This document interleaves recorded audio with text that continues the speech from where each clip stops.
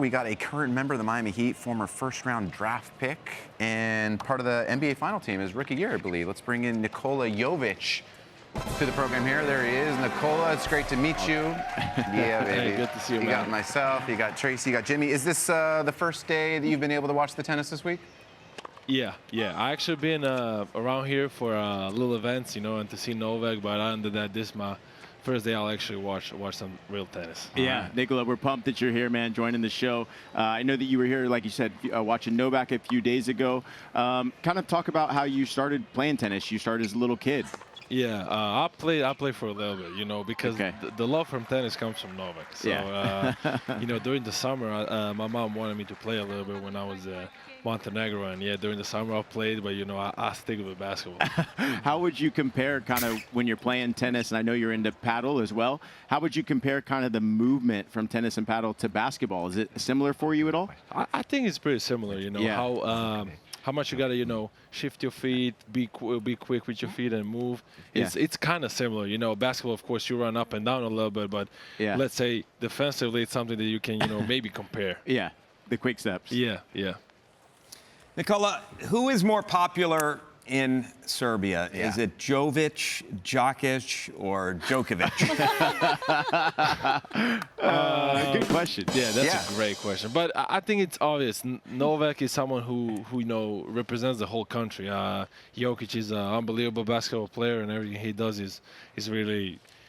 I don't even know how to explain that. But Novak is someone who really put us on a map, and who's making sure that everybody knows where he's coming from, and people really look up to him, in everything he does. So I would say he's for sure the most famous guy in Serbia.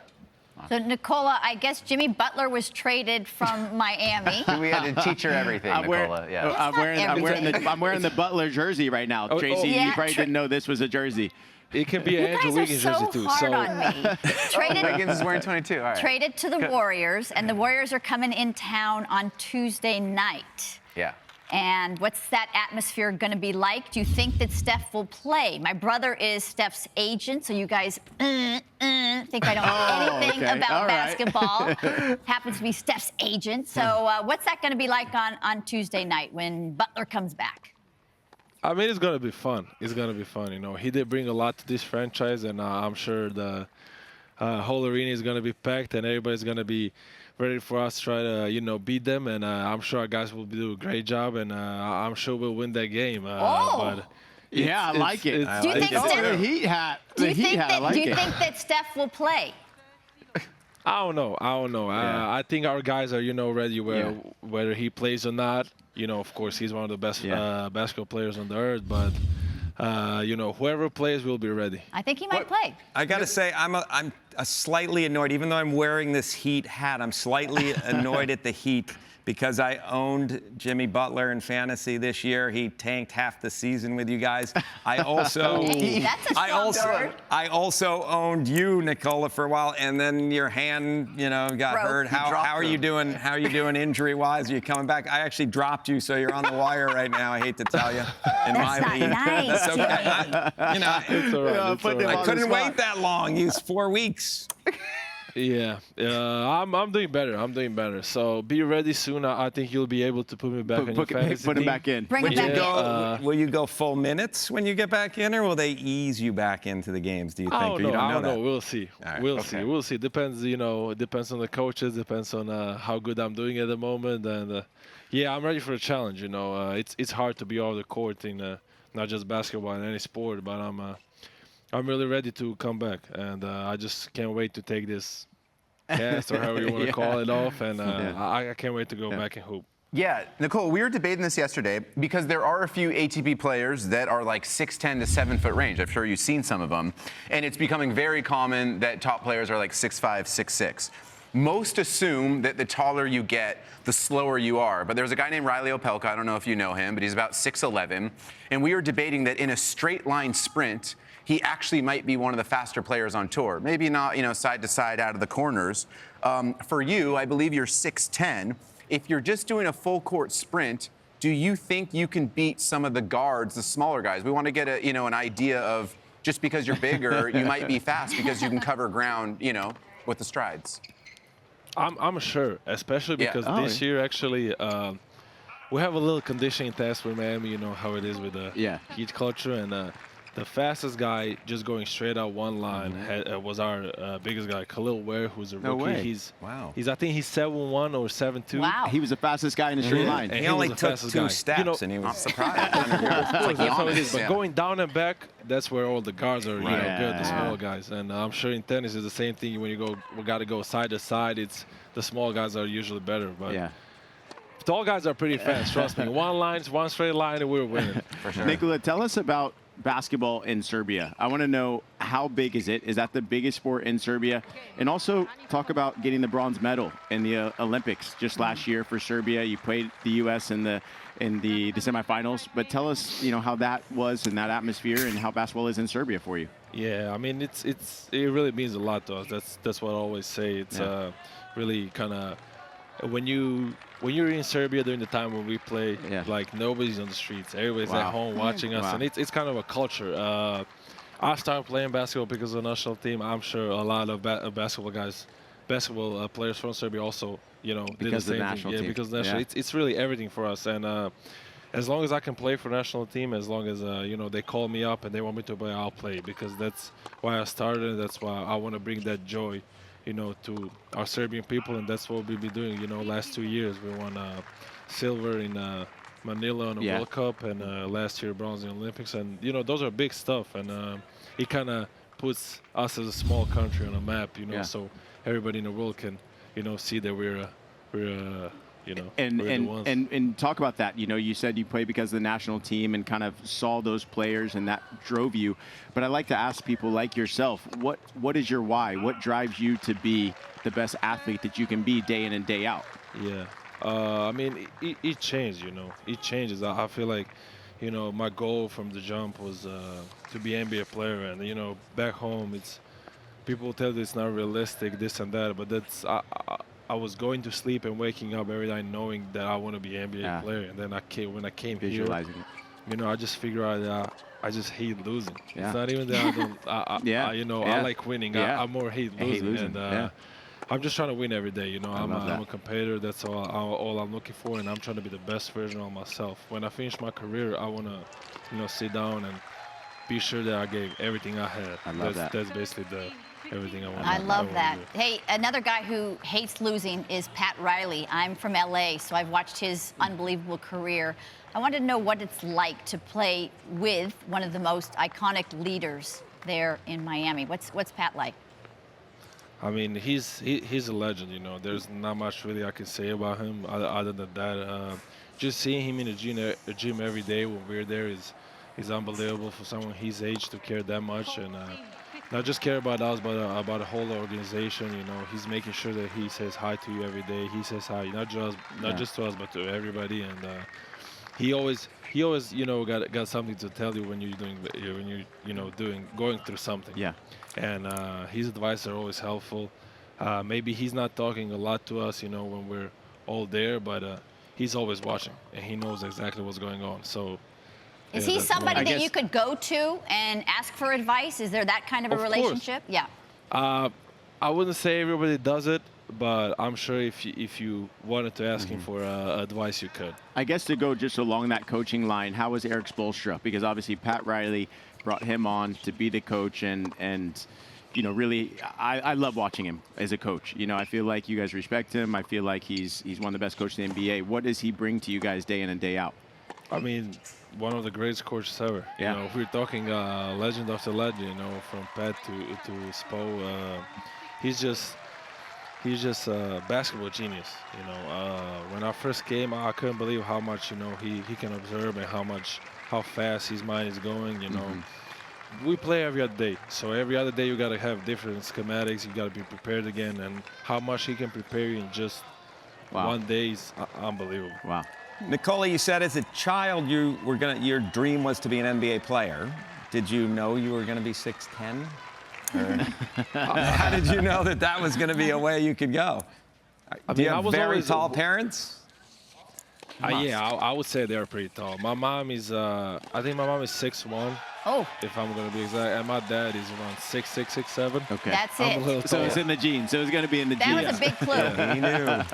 That's amazing. Yeah, but I'm not gonna lie, I was kind of worried when I was young. I was Yeah? always asking my dad, I'm gonna stay this small, and then at one point I just started growing up At so one point. much. It was wild. Yeah.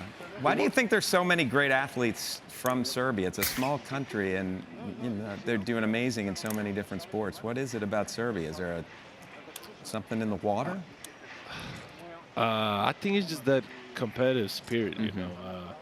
We, not even in sports, but in outside life, everybody's fighting for something. It's hard, and I think we've always been going through some tough times, and through sports, we want to show people that we're the deal, and just that competitive spirit, not just in sports but in life, is something that brings us on the surface, and that's how people actually find out about us. But don't you think it's basketball especially? I mean, a small country, are there great coaches? Are there great leagues? What is it about Serbia? To get the medal at the Olympics in so many countries around the world, is everybody brought up playing basketball, kind of like here in the States, the kids play baseball? Yeah, it's a main sport back home. It's a main so sport. That's Okay. what everybody plays, and we have a Gotcha. history now, and you have so many great coaches, great players, and we just kind of, I guess, rolling with it. Yeah. We just, we're producing good players year after year after year, and we'll always be one of the top basketball teams in the world, or basketball countries in the world, and I think it's gonna stay that way. Yeah. We just have so many people that love basketball and live through basketball, and that's something we admire and that we want to do every day, and that's what's happening. That's, I guess, why we're that good. Yeah, people should check out the Netflix Court of Gold. It was really good. We just watched Raducanu get the win. Lynette serving for the set against Coco Gauff. We're kicking it with Nikola Jovic. We'll let you go in a little bit and watch some tennis. I'm so happy you're on the show. I have a question I've been dying to ask an NBA player. And if you could stay with me here for a little bit.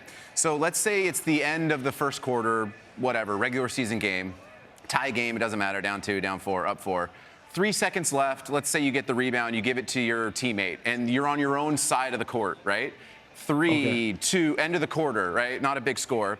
You give it to someone, and I see all the time, 3-quarter court, maybe it's a half-court shot, they don't shoot it until the buzzer sounds, so it's actually not gonna count if they make it. I am convinced that all these players wait for the buzzer to sound. They don't want to shoot a long shot because it's gonna mess up their field goal percentage, because three-point percentage, over time, you miss 10 of those, like, that really happens. I don't know if you've noticed this. Is what I'm saying true? I'm convinced it's true. It happens all the time. They wait till it sounds and then they shoot it. Yeah, I think it is true. Yeah. I think it Wow. is true. Just to and, not mess up their field goal percentage? Yeah, Yeah, because so it does- they're it going to counts as a Yeah, shot, go ahead. Go ahead. Okay. Yeah. and it means to some people, for me personally, I will always shoot it. If you have a chance to make a 3-point shot, you have a chance. No matter what, if it's 1% chance or 99% chance. But I think NBA is actually working on a rule where if you shoot it on time and you miss it and it's behind the half court, It doesn't it's count? not gonna ruin your Okay. percentage. But That's what they players are should actually do. doing Wow. that, which is wild. Interesting. It's some kind of like step adding. You're still manipulating your stats, but Do those I don't know why they do that. It's just a thing now. do those stats reflect in the salary or money that For you sure. get? They Yeah. do? I mean, it helps, of course. It helps Yeah. if you No, I have mean a the higher next. percentage. That's the next salary that you're going to get. But I'm saying in the current one, is there anything in No, the no, current no, contract? no. No, I mean, you can No. get like kickers if you're first team All NBA or Yeah. something like that. But yeah, if Nikola, Nicole, so- yeah, go ahead. So for tennis, our off season pretty much is middle of November and all of December. So we Yeah. pretty much have a month and a half at most to get ready for January. How long is the NBA off season? And what does your off season look like? Are you in the gym, on the track? How many hours? I think, people would like to know for an NBA player what your preseason look like to get ready for such a long season that you guys have. Yeah, I mean, for me personally, it's a little different because I play for a national team. But Okay. it depends. With the playoffs, when you're gonna finish, you can finish regular season finish like around 15th of April. So if you don't make the playoffs, you basically have from mid-April to like September, October. Oh, wow. That's how So good like the 4 off months, season 5 can months. be. Yeah. Yeah. It's different when you finish in June if you go to the finals. Yeah.